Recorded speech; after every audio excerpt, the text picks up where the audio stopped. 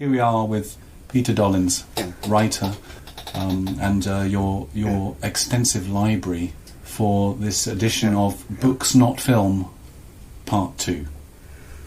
Right, okay, so I was talking about the books that were here and the books that were not here, and personal collections of some of these books. So I'll start off by talking about personal collection with some books that are not here, which I did have, and which have been loaned out by me, and which have not been returned, or which I've moved so much that have been lost in transit, so to speak, or sold off so I could come back from Greece to England, because I was stuck for money back in 84 in Greece.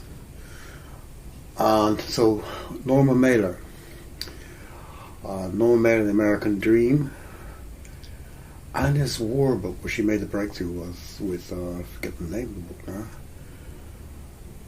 But anyway, when I was living on Sifnos, his ex-wife,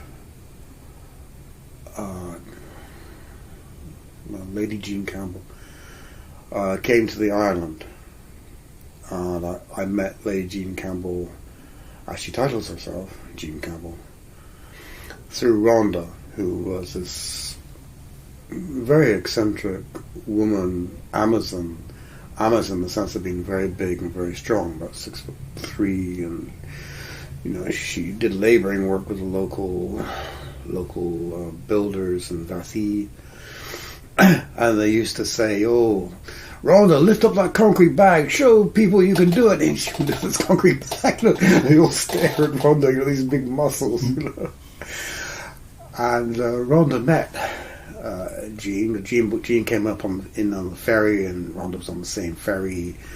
She overheard her, and then somehow she introduced her. And then also Yulia, my ex, this very famous painter in America, also in Greece, also somehow.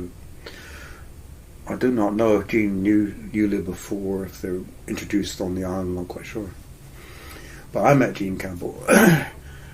And in American Dream, the person who is characterized in that book is Jean Campbell, and Norma Mailer married Jean Campbell. And so we became kind of friends, and I showed her around the island, as I've been living on the island for a long time, and I could translate for her as I knew reasonably good Greek. I mean, at least on the island level, at a peasant level, you could say. And so we became quite good friends. And she was telling me about her father. She's the granddaughter of Lord Beaverbrook. She was telling me her father was a friend of Joe Kennedy, who was the ambassador to the UK, and he was pro-fascist, and he was in contact with the German fascist organisation and phoning them in England and into Germany. And Jean criticised her father and said, "Oh, this man is terrible. You shouldn't have anything to do with him," and blah blah blah. And her father said, "Oh, he's okay. At the same time, he was recording all the telephone calls he was making, and he was sending them to Roosevelt. And Roosevelt sent a postcard to Joe saying, "Come back to Boston, Joe. The girls are prettier in Boston, Joe. Come back." So he got in the sack. His father got in the sack. And then she was saying about Norman that Jean was like the figure of the Anglo-Saxon princess. I mean, she came from this very rich background, a very titled background, very influential and connected background. And Norman was this Jewish lad from New York who made it on his own intelligence, wit, and literary genius. I mean, you don't know how else you can describe it. And he married her. But then she said it was like he'd taken the Anglo-Saxon princess prisoner and wouldn't let her go. He had her there as a prisoner. So in the end, it didn't work out between them, obviously. And Jean was on the island with, I think her name was Kuzi. I think I got the right name, Kuzi. I confused her with another young girl. And she was not the daughter of Norman, she was the daughter of the best friend of Che Guevara. At that time, she was an incredibly beautiful girl. And later on, she got a part in a soap opera in America. And a friend of mine who had a house on the island, who was an artist who knew them all in New York, was saying it's the worst possible thing that could happen to her because she was surrounded by all these incredibly shallow people. I'm not saying all hairdressers and makeup people are shallow, but she's exposed to this incredibly shallow level of evaluation, you know. And later, as she grew up, she became really a big girl, so she can no longer do this kind of stuff, you know, because I think her father was maybe quite big, you know. And Jean had really broad shoulders, you know. She was stocky, but, you know, she had broad shoulders kind of girl. And she was also saying about Norman that he thought if he slept with a woman, he had to try to give her a baby. It was his duty. So he ended up with about 20 of these children. You know, he had to work like crazy, writing stuff all the time. So this is the reason for a lot of his latest work being not that great. He was writing for money. And later on, the daughter of Norm Mailer and Jean came to the island, and she was doing an acting course, and she was a brilliant mimic. She was so funny. I do not know if she went on to become a great actress or if she dropped out and did something else. I don't know, because she was relatively young at the time. I mean, not much more than 18, 19, 17, I'm not quite sure of the age. But I met her when she came across, you know. And I was staying with Jean because I woke up from Vathi. Vathi is a small place. At that time, it was an isolated bay. They now run a road in there, but it was an isolated bay. I got in there by boat, small boat, or you walked across the mountains, about a 3-hour walk across the mountains. So every week I would walk out to get supplies that I didn't have, you know, in terms of food, you know. And so that's my personal connection with Norman Mailer, who I never met, but through Lady Jean Campbell, as she describes herself. She is a very bright, very perceptive woman, I gotta say. You know, title or not, she was a perceptive lady. There's a lot of books here. I mean, I don't know. The first one that comes to your fingers, maybe. I don't know. But I find so many modern writers. I mean, they can't write in the sense like Philip K. Dick is a great visionary, and I love his work. But in terms of putting together sentences and paragraphs, he can't write. He literally can't write. He can't do it. And what saves him is his vision. Maybe his madness. He can relate his madness. He can relate the madness of himself in America, and he can combine them, like the story that they dramatized on the radio, Dangerous Visions the other day on the radio for. And another book I don't have, Ray Bradbury. I don't have any personal connection with Ray Bradbury and the Martian Chronicles, but I loved it as a teenager.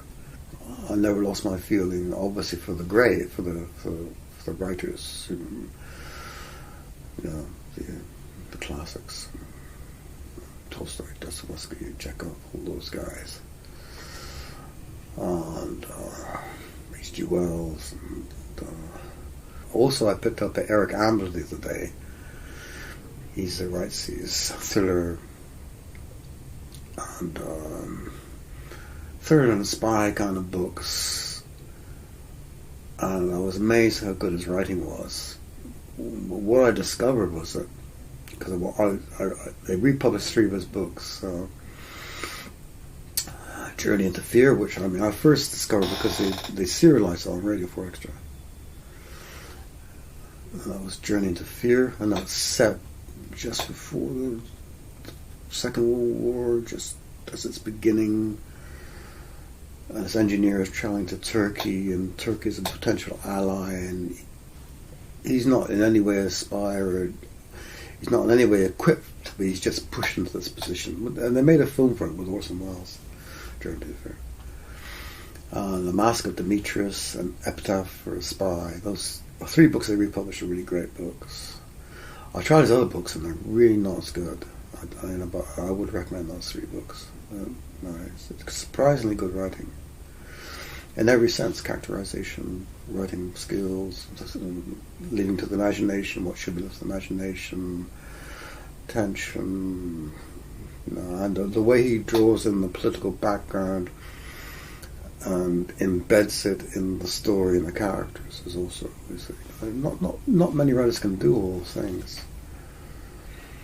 And then I think when the war came on, I think he became a journalist, full-time journalist, and worked for the BBC. And I think after the war, I don't think he ever really captured the height of his powers, which I think was at that period. And maybe it's actually suited his writing with the extreme right coming up and people being victimized, and, and the left being victimized. And I think that really suited his talents best in his writings. So again, I won't say he's a great writer, but I think he's a very, very fine writer in his best work.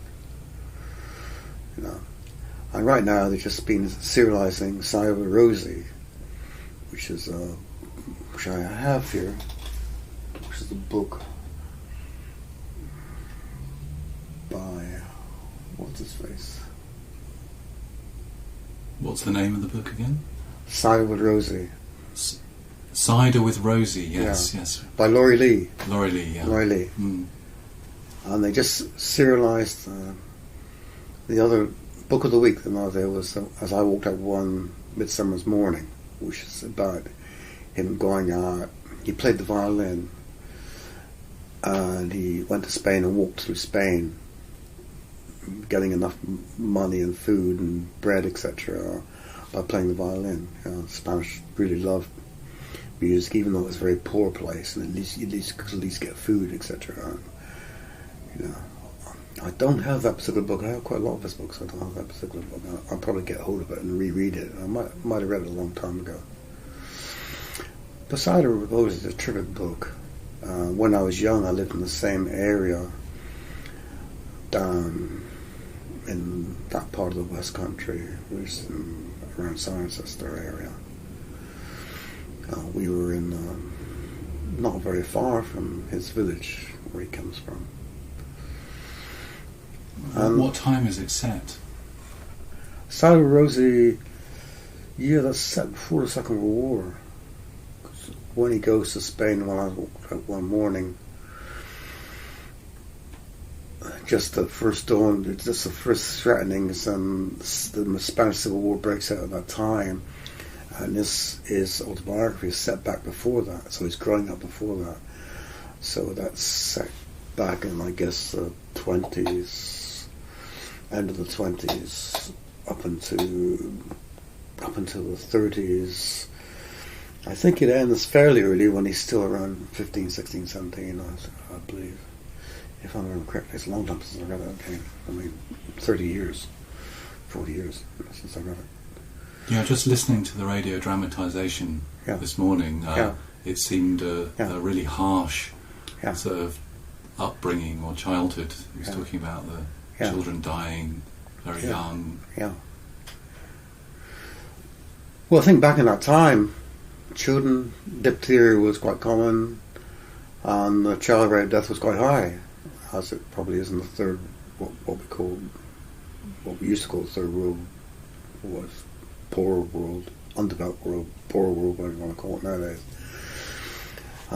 My dad was often telling me how, children died up and down the road from diphtheria, pneumonia, tuberculosis, various other complaints,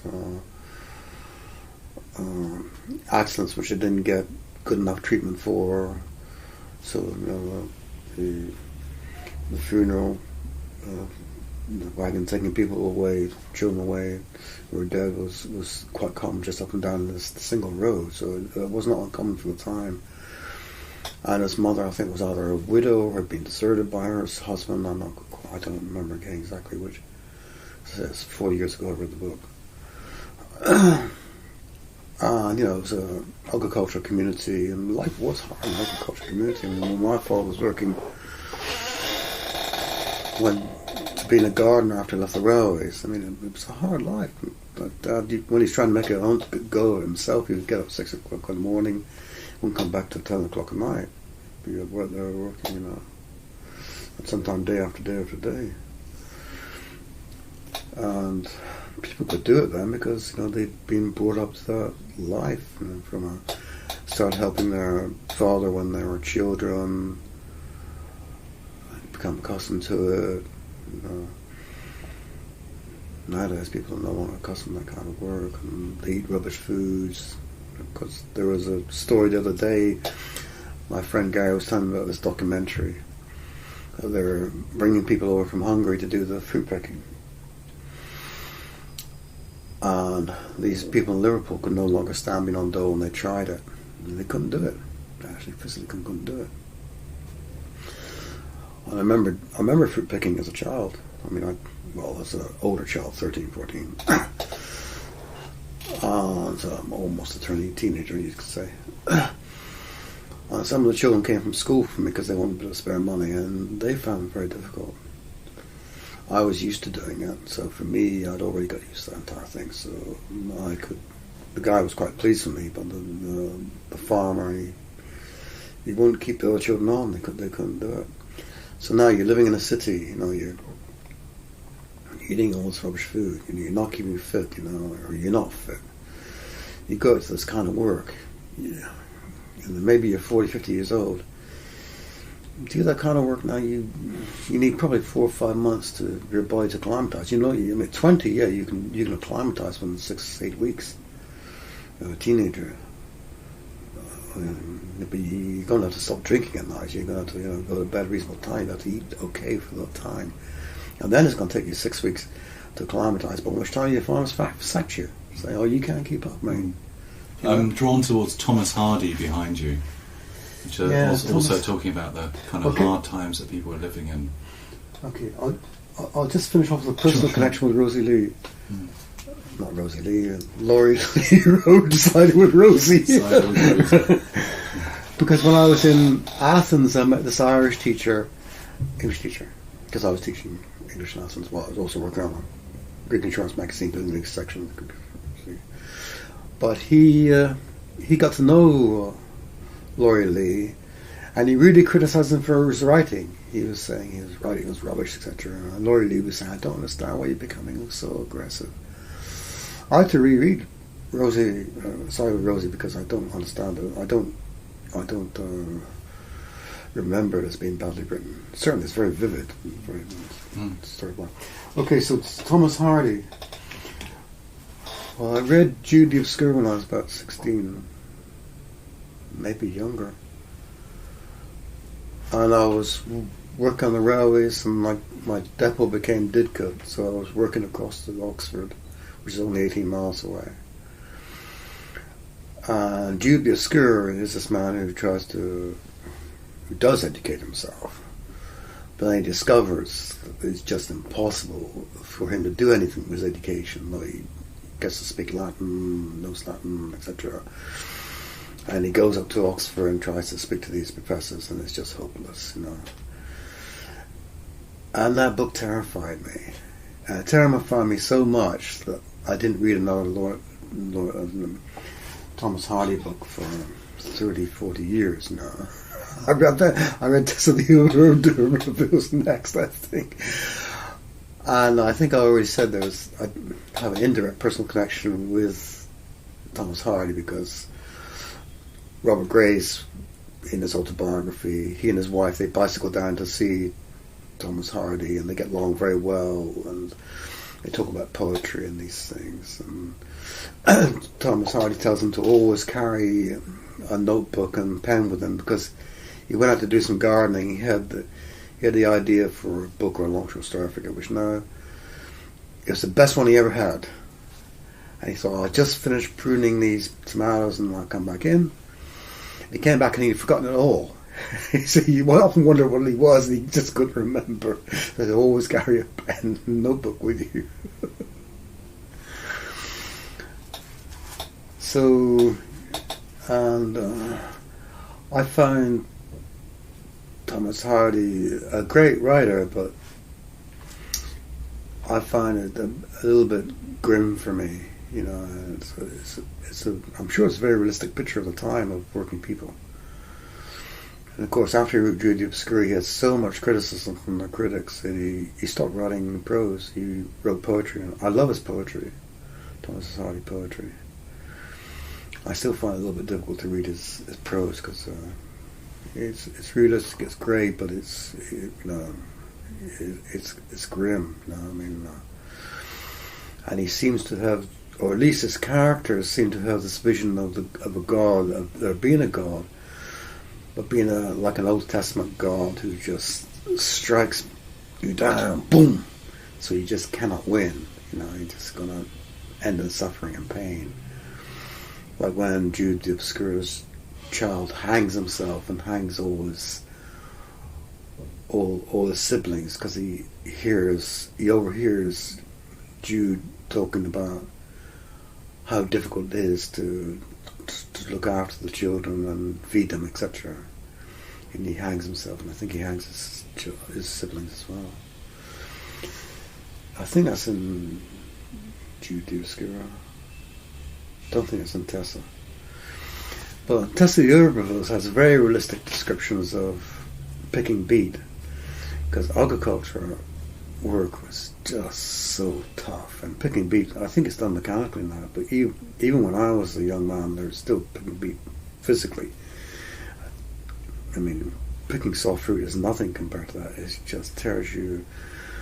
God, it's just God, it's such a hard job, you know. No, I worked on the railways as a fireman, steam engine fireman. You know, you're moving tons of coal every day, and even that is just nowhere near as hard as picking beet. You know. And Tessa the Herbivores is doing that. You know, it's a very realistic picture of agricultural work. I mean, obviously the guy knew what he was talking about. I think he grew up in Dorset. I think he came from a country background. And he became an architect, didn't he? Yeah, he became an architect. I think one of the women he married was quite religious, and she also rejected his work, I think, when it became showing these dark sides of how life was at that time. So, let me see what's this one. Few eggs and no oranges, the diaries of Vera Hodgson, 1940-45. This woman lived through the Blitz, and she kept a diary. Oh, wow. And it really is quite interesting. What's her name? She's Vera, V-E-R-E, Hodgson, Hodgson. It's published by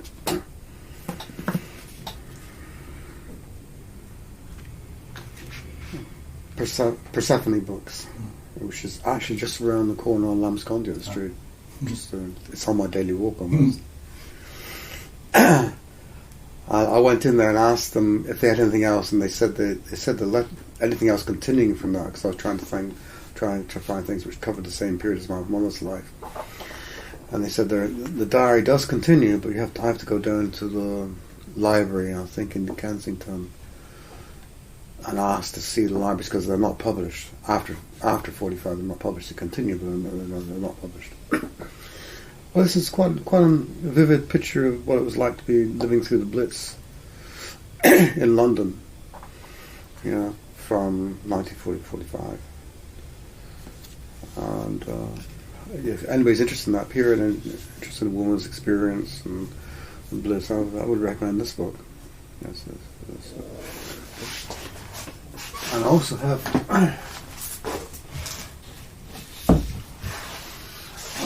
some copies of Steinbeck here.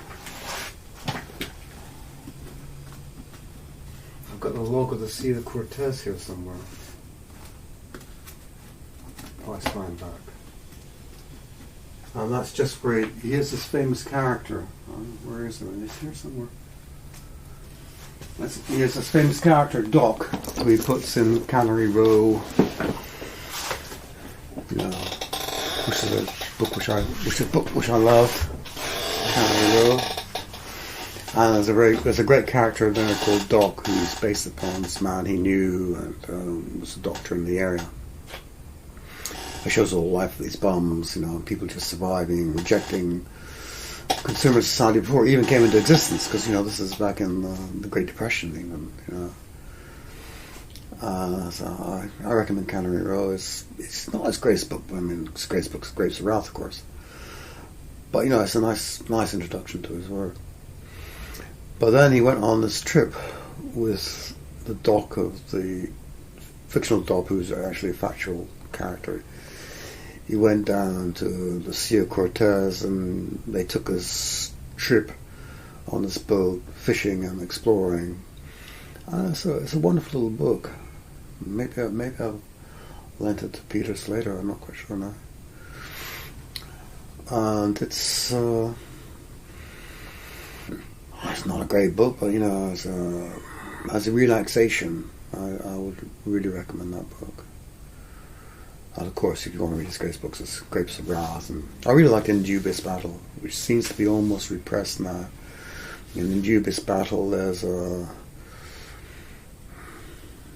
acknowledgement and a kind of indirect praise for Jack London, one of the union organisers there, who's trying to hold people together in the Great Depression when people are really, you know, living in these huge hobo camps. I mean, and they're not hobos; they're just people trying to find work. They've been driven off their land. Hundreds and thousands of people living in, you know, these rags they put together to keep the rain off, and etc. And so you know, the organizer there is called London, and he paints this profile of him, you know. I think that's an indirect praise to Jack London. And of course, all those writers owe a great debt to Jack London. You say Steinbeck's a greater writer than Jack London, but you know, he was a great inspiration and influence for Steinbeck and Hemingway and all those guys. That was a period I went through when I read all those books, and I you know, obviously his best books are still great. I mean, I would still reread them if I'm in that particular mood to reread those books.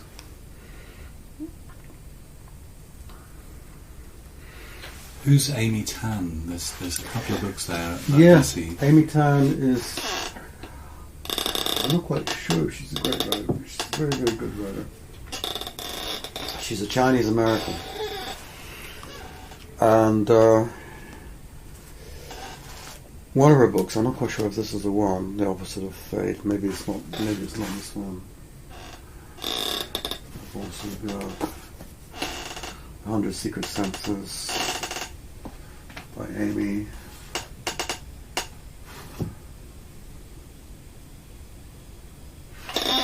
Anyway, I'm not quite sure how it came onto Amy Tan, but I picked up her book, and she paints this life of a Chinese young girl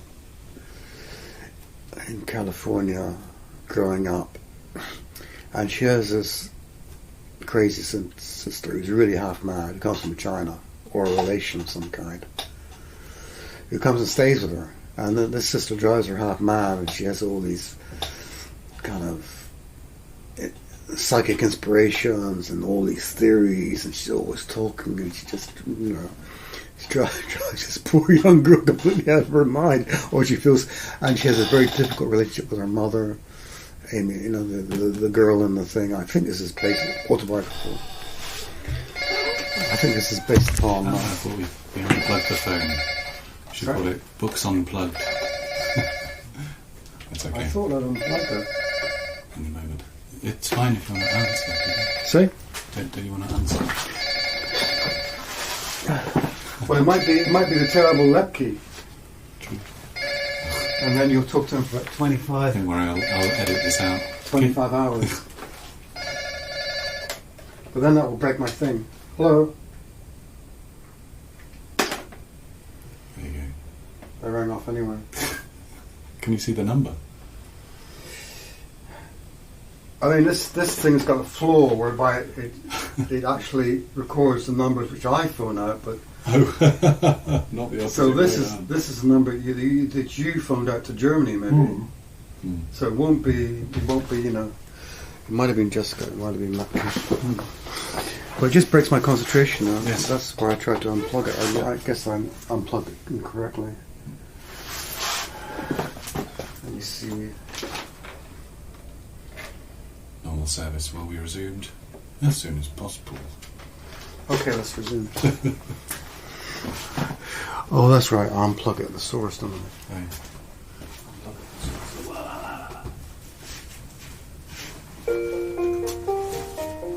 Oh, it's all happening now. Everything's happening. Is that the phone as well? Hello? It no longer works from unplugging it from the source. Lost ghosts. Maybe I can hear like a... Sorry? Hear a kind of thing. Some kind of frequency. There it is.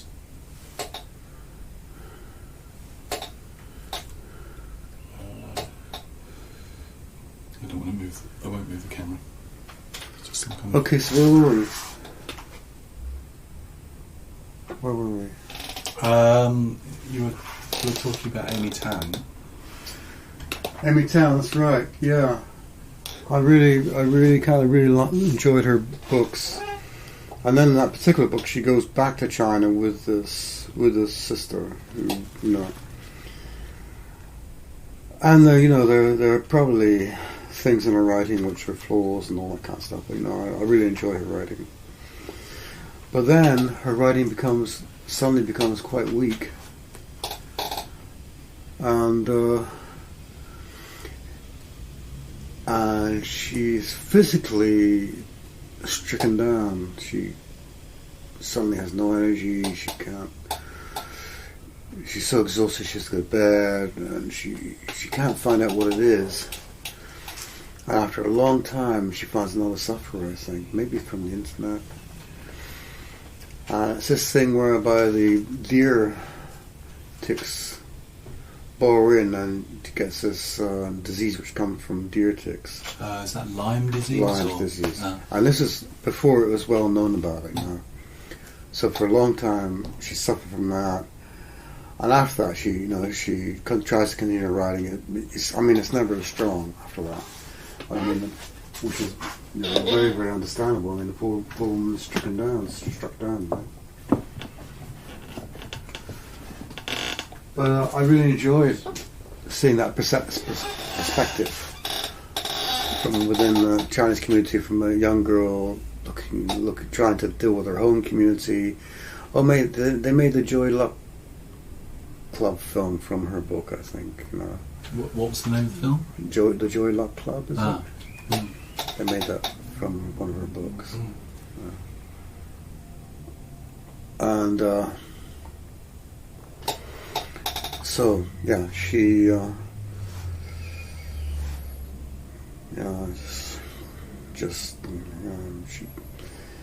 I think she used to love her dog and take her dog for walks, and I'm not sure if she's suspicious or it's just my suspicion that taking her dog for these walks, she got picked up this deer tick, Of course, I'm no longer shooting so many deer in the States, and so there's more of these ticks around. Lyme disease is more prevalent, That's the way nature works. We forget it as at our peril, so to speak. And okay, I'm going to totally distract you, and I'm probably going to grimace. But you have a collection of Murakami books. Yeah, I fell in love with Murakami. I didn't read Murakami for a long time because I confused him with another Japanese writer who I tried to read on the island.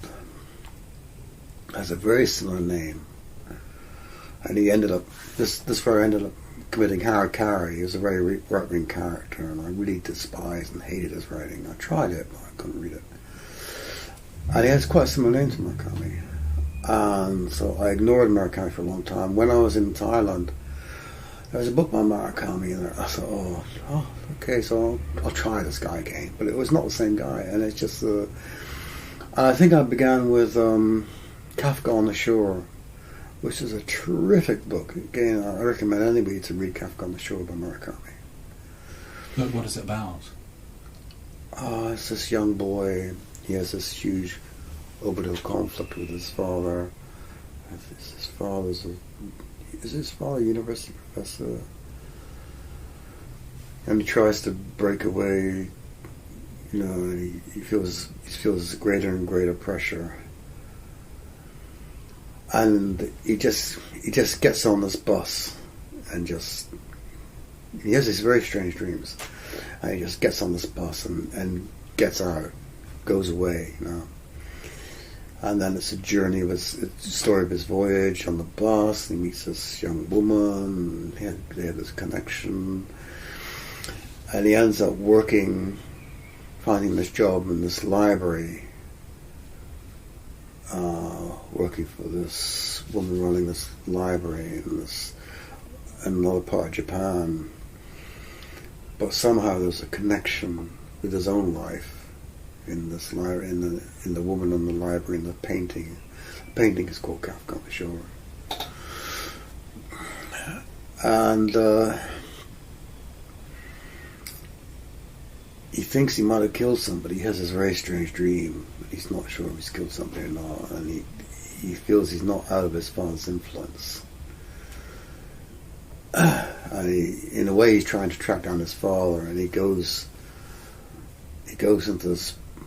He hears about this place in the woods, and he goes and lives in this cabin. And by walking from the cabin away into this very mysterious place, he comes into a place which is like another dimension, and he can meet his mother who is dead, or at least a dream of his mother who is dead. And he learns about he has hints about how his father is trying to take great power through what he's doing. Then he comes back to the world, and I think he sleeps with this woman he does sleep with this woman who's running the library, and she tells him about the story of behind the Kafka on the Shore painting. I think it might have a connection with his father or not, I'm not sure now. And then he comes back, and also at the same time you meet this talking cat. This cat that talks to the people. This magical cat, you know. And this kid, he hitchhikes back across Japan, and then he comes into this direct conflict with his father, which, you know, and he manages to move into this other dimension to defeat his father, you know. And it's a terrific book, and it all works. It sounds peculiar and strange, but it works. He makes it work, you know. I lent it to my Israeli Jessica friend, and she loved it. And so then I began reading his books, you know. But it's all this inner outer exploration stuff, and it's, you know, it's really, it's like another dimension experience sometimes. It's all these complex things that I read about 9 times books. I thought, that's enough. I don't want any more. I mean, thank you very much, but I recommend Kafka on the Shore. And The Go Away Bird. I mean, that Go Away Bird is a really great book too. I got kind of fed up in the end. I think he was a Norwegian Wood, I think, is the first book, and I really don't think very much Norwegian Wood. I tried reading it. I thought, I think it really got going with Kafka on the Shore, you know. And he's very big. I mean, Jessica's read him in Chinese. He's big in China. Jessica's read him in Chinese. It's a Chinese translation. So she knew about Murakami. Do you know anything about his life? I think he was a jazz musician. He loved jazz. He was running this nightclub. I think he got married. had a child, I think. He's a long distance runner. He's written about his long distance running, how it helps him ride, discipline of it, and everything else. And I don't know much else about his stuff apart from that. His books are terrific and completely different from this other guy who had a similar name, who committed harikari in the end and wanted to bring back, this extreme right wing. He was part of this extreme right wing group. You're not talking about Mishima.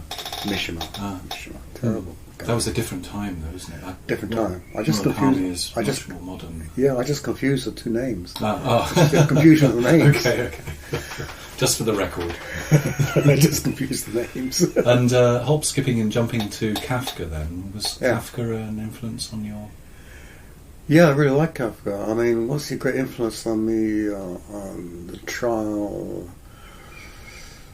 I found that... Trial is a great book. I found The Castle more inspiring and interesting. I mean, The Trial is a bit downbeat, but that's, his reality was such that that was fair enough. But I've been told I had a friend who loved Kafka and knew all about him. What he was saying was that he considers his books to be comedy, satire comedy. And his friends would come around and he would read this, the famous story about the guy who turns into the beetle. Metamorphosis. Yeah. His friends would come around and read him, and they'd be all rolling around laughing hysterically. It was satire comedy as far as he was concerned. This is what my friend was saying, who loved him and got to know about his life. I never got into that degree.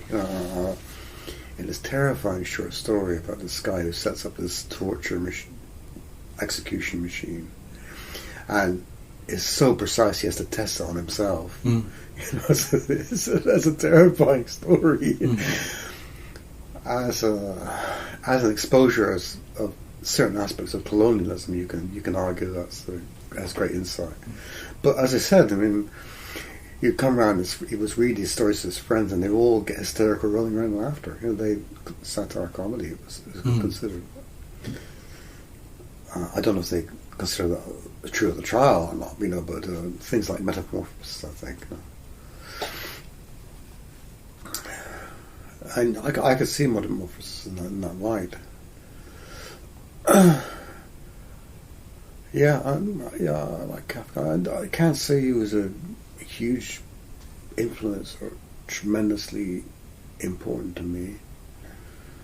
He is important. He's a great important writer. He is important. But when I was in Prague, I walked up to the castle, and I went into the reconstructed cafe, which had been reconstructed around where he used to go into the cafe.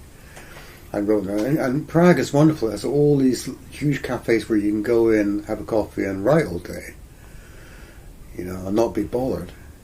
So it's great for this. I can see it. It must have been great as a cafe intellectual society. And you can really see. And of course, you go up there. Of course, most of the Jewish people, of course, were killed, and they have this place up in the castle where they preserved this street which was full of Jewish people, very, very small buildings where people lived. But all the people there have been killed, of course. They preserve it as a kind of memorial. I guess some people lived, but most would have died. And I really loved Prague. It wasn't too expensive at that time.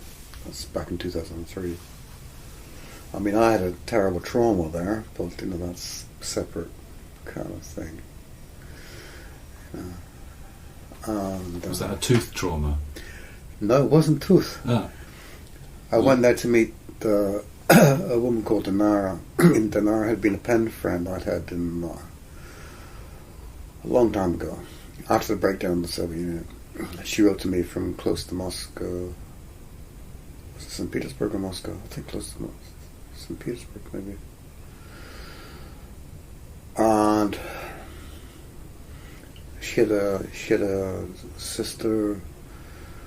She was studying literature. She wanted a pen friend, and I was writing to her. She was very young at that time when I was first writing to her. Her English was kind of limited. I got a little bit bored and kind of ceased writing to her. And then suddenly, many years later, I got this panic-stricken letter. She'd gone back with her family to Kazakhstan, where they originally come from, to Almaty. And her sister, who was a composer and musician, still studying. She had written pieces of music, which she sent copies of to me. Had been kidnapped for money. Had been held for money. She was appealing for help. And I wrote around to everybody I could think of. Baroness Nicholson did her very, very best and talked to the foreign minister for Kazakhstan. A few people were sympathetic.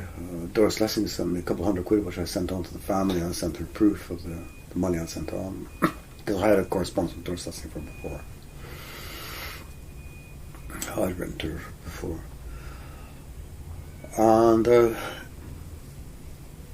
And Tamara phoned me up and said, "Oh, I'm coming to Prague. I want you to meet me there."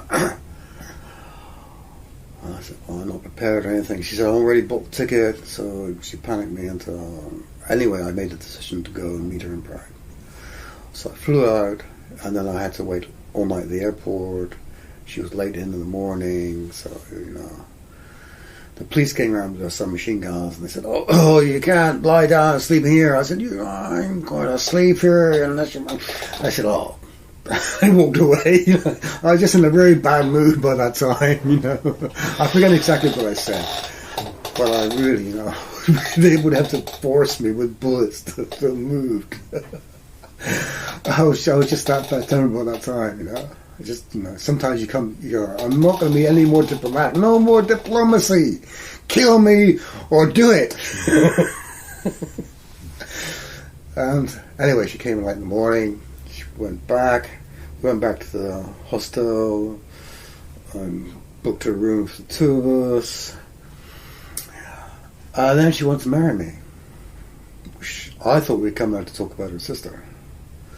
I found it very difficult to get her to talk about her sister. She seemed very reluctant to do so. And so I refused. Also, I was trying to explain to her that by that time it would have been so difficult to get her a visa. I couldn't just marry her and get her a visa. Even a real marriage, which she wanted, and going to England would have been very difficult. Now I realise at the time could have done it. I didn't think at the time we could, because I'd already signed up to such a degree. I could have gone to Kazakhstan, married her there, and then brought her back to England. It would have been very, very difficult. You might have got away with it. might have managed it. Not got away, might have managed it. But she wasn't talking to me. We weren't getting along on any kind of level. And eventually she said, "Oh, we'll just have an affair." She was a very, very attractive girl, and I said, "No, I don't think it's a good idea," and blah, blah, blah, blah. And I gave in. And after we immediately sat together, she said, "Oh, now you have to marry me." And we were going around Prague. I was trying to find a way for her to stay in Prague, to find work there. I was saying, going to join the European Union. This is a way for you to becoming a European citizen. And find a cheap place to rent and work. And I came back late one night. She said, "Where you been?" I said, "Well, don't panic, kind of." And then the next day she disappeared. And she didn't come back all night. She didn't come back until the next night. I had gone to report to the police, the missing person. And she met these people from Belarusia, these people running an art gallery, who she might have met when we were going around looking at the art gallery, some possibility of showing her work, because she was an artist. And And she came up with all these strange ideas of me giving her. No, money doesn't matter. It's in the mind, and all these things. And I said, I don't have any money, I mean, I just, what you're saying is just not practical. And she wouldn't discuss it. She was not at all contrite. And when the hostel guy said, "Oh, where have you been?" She said, "Oh, just out." She wouldn't. So it was just, even the people in the hostel found it very strange, also, her behaviour. And we weren't getting along. I mean, if we'd been really getting along well, if she'd been talking to me, she wasn't talking to me. I had been married. You don't talk to somebody, and you come back and you're living in this very small place where somebody won't talk to you. I couldn't see how it would possibly work. Did you ever write about the story? I did write a television play about it, a film play about it. But in the end, I didn't edit it down enough, and I put it to one side. David liked. Well, I went to Berlin after that to talk to David about this situation, and he was in a terrible mess at the time, so it wasn't a good time to go and see him about it, and all kinds of problems there. If I should go back and marry her and these things, and if he thought everything she said was true, and so on forth, so on.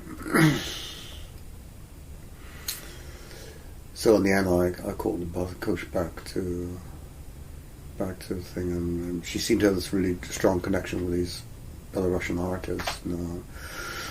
So in the end, I thought, well, they can look after her, and she went back from Kazakhstan to there, from there. She wanted to become a European citizen, and it was like a big mistake on her part, because it happened as I said it would happen. Czech Republic, as it then became later on, joined the EU, and she would have been in a good position to have claimed European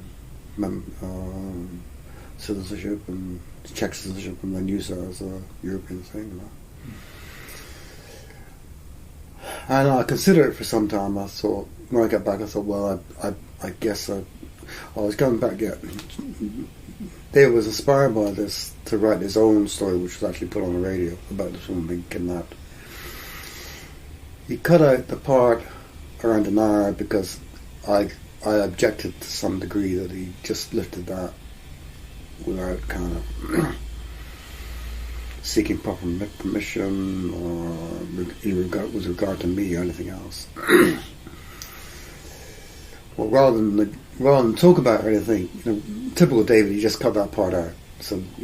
But anyway, he used the idea of a woman being kidnapped, and because obviously it's common reality throughout the Soviet Union, throughout the poor countries, that women are being kidnapped, trafficked, and used as sex slaves or minor slaves, whatever. And this girl's sister has never reappeared. I mean, I presume she must be dead now. And Tamara appeared to believe it was Chechen people she'd got to know, where she was studying music with. So no, I don't know.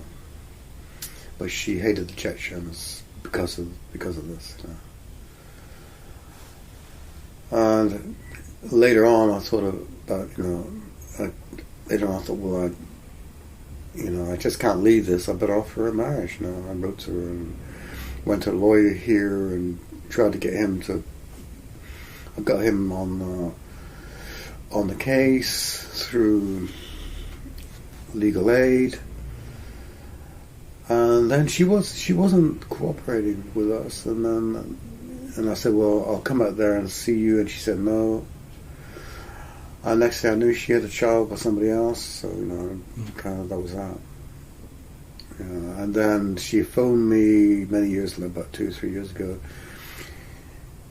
because then she was living alone, looking after a child, and she was talking about reconnecting with me, and I said, well, all my attention and funds are now tied up with a Chinese woman friend who.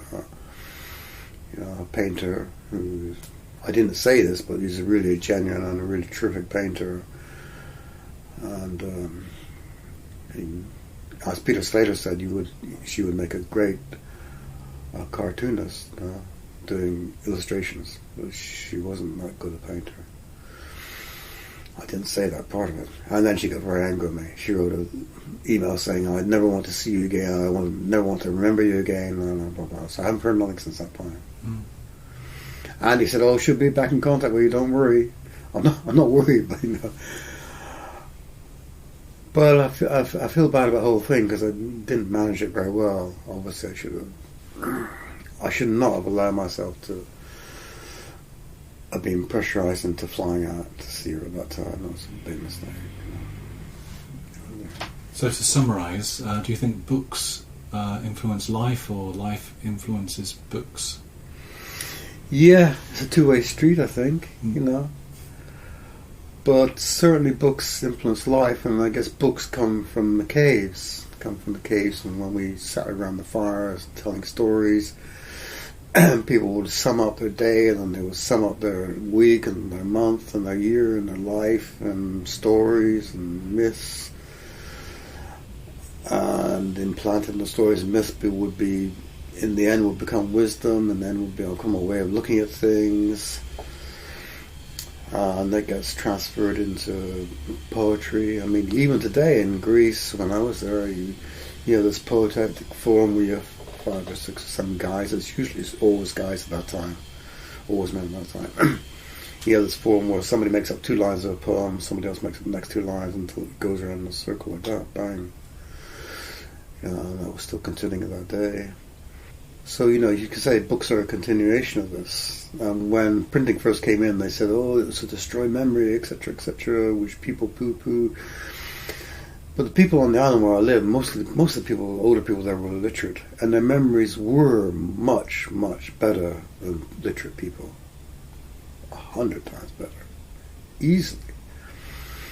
You can say it's necessity, and you can say maybe all that information which comes in. I mean, and also people are reading newspapers, which have mostly a lot of rubbish as well.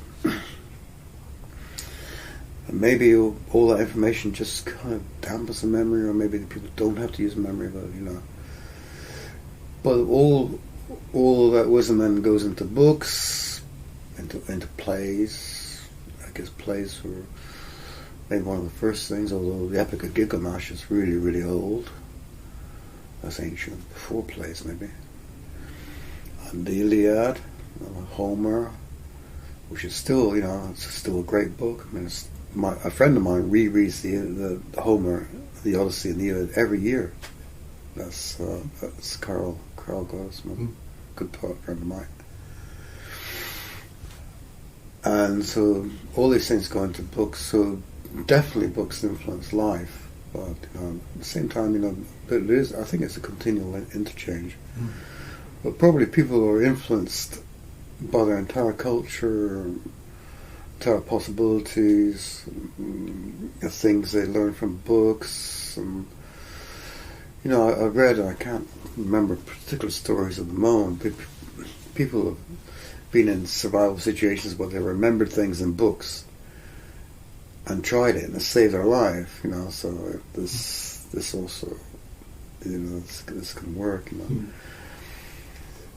wouldn't like to say which is more important, but I think the world would be better if everybody was literate on the higher level of getting to love books. There's no point pushing people to read Shakespeare or to have Shakespeare plays. Very often this comes too early, before people are emotionally have the experience or knowledge or to receive that, so they put people off books, in fact, schools, I mean, the whole thing about set books is a mistake, so they should put aside a period for children to read what they love and say, well, you might try this book, you might try this book, if they like it and love it, great. If they don't, they don't. So it becomes self-directed, because then when the motivation comes from yourself, then you're going to continue to read, as I did and as many, many people do. So Peter Dollins, writer, yeah, from London. Yeah. This was Books Not Film, Part 2. Thanks for listening. Thanks for watching.